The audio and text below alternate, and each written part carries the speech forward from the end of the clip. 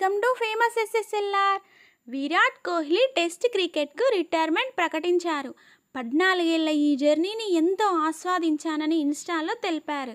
ఈ ఫార్మాట్ తనని పరీక్షించిందని, పాఠాలు నేర్పి బెస్ట్ క్రికెటర్గా మార్చిందన్నారు.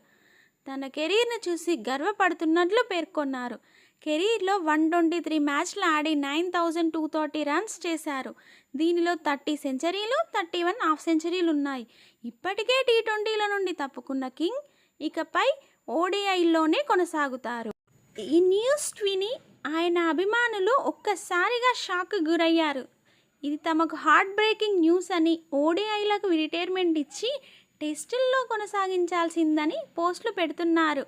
థ్యాంక్ యూ కింగ్ అంటూ కామెంట్లు కూడా చేస్తున్నారు. కోహ్లీ రిటైర్మెంట్పై మీ కామెంట్స్ ఏంటి?